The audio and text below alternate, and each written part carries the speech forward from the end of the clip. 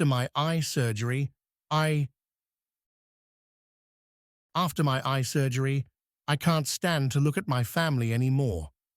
I'm writing this from my laptop, wedged in my closet, with the door barricaded by my desk and dresser. I can hear them outside my bedroom door. Their voices are so calm, so loving. But there are other sounds too. And those are the sounds that are keeping me in here. It all started 3 months ago. My whole life has been a literal blur. I was born with astigmatism so bad, the optometrist used to joke I saw the world in permanent soft focus. I couldn't find my glasses on the nightstand without first fumbling for them like a blind man. Contacts were a daily, irritating ritual. I was 24, had a decent job, and I'd finally saved up enough. LASIK was my ticket to a new life, a clear life. The consultation was sterile and reassuring. The doctor was a sharp, older man with an intense, almost predatory focus. He had this way of looking at you, like he was seeing more than just the surface of your eyes.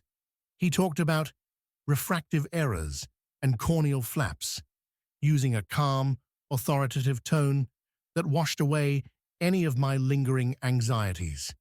He mentioned a new, slightly experimental technique he was pioneering. He said it was more precise, offering a level of clarity that was unprecedented. He claimed it could correct for atmospheric distortions and even light-level fluctuations that standard procedures couldn't touch. I was sold. I wanted the best. I wanted to see everything. God, what a fool I was. The surgery itself was as bizarre and impersonal as you'd expect. The smell of antiseptic, the cold metal of the head brace, the Valium they gave me, making my limbs feel like they belonged to someone else. I remember the pressure on my eyeball, the smell of burning that they tell you is just the laser, and the doctor's calm voice narrating the whole thing, a perfect flap. Now we're reshaping. Just a few more seconds. Then darkness, followed by the soft application of bandages and shields over my eyes. The recovery was the hardest part. 2 weeks of total darkness. I was completely dependent on my family, my mum, my dad, my younger sister. They were amazing. They led me around the house by the arm, made sure I didn't bump into anything. My mum would cook all my favorite meals. The smell of her stew or roasted chicken filling the house. She'd sit with me, spoon-feeding me, so I wouldn't make a mess. Her voice was a constant soothing presence. Just a little more, sweetie. You need to keep your strength up. My dad would read to me for hours. Sports pages, fantasy novels, anything to pass the time. His deep, rumbling voice was a comfort in the black void my world had become. My sister would change the music, put on podcasts, and just sit with me. Her presence, a silent reassurance.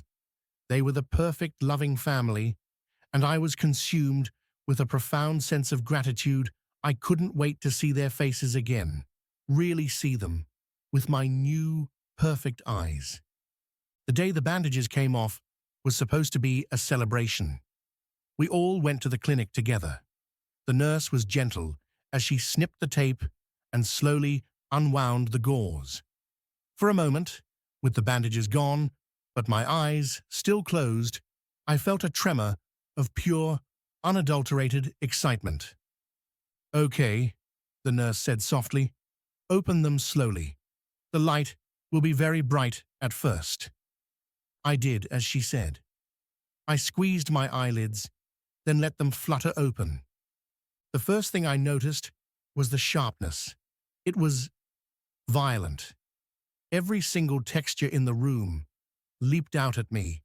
The microscopic pits in the acoustic tile ceiling, the individual fibers in the nurse's blue scrubs, the tiny, almost invisible cracks in the linoleum floor. It was overwhelming, a tidal wave of visual information that made my brain ache. The doctor had said it would be like this: hypersensitivity. He said it would calm down. I blinked, trying to focus. The nurse was smiling at me. She looked normal, just a woman in her 40s with kind eyes and a slightly tired smile. Then I turned to my family, and my world broke. It's hard to describe what I saw, because my mind refused to accept it for the first few seconds. It was like a cognitive blind spot, a visual glitch. My mum was smiling, her mouth moving, saying my name. But her face, it wasn't just her face. Fused to her jawline, wrapping up and around her left cheek, was something else. It was a pulsating sack of mottled, grayish-pink flesh, veined with sickly purple lines. Two thin, whip-like tendrils, no thicker than a worm, were coiled around her lower lip. And as she spoke, they twitched and adjusted, seeming to pull her lips into the shape of a smile. Her own skin seemed stretched and thin, where it met this growth. I tore my eyes away, my heart hammering against my ribs, and looked at my dad. He was clapping me on the shoulder, his face beaming with pride. But from his chest, blooming out from under his collared shirt, was a larger, more complex structure. It was a fleshy, fungal-looking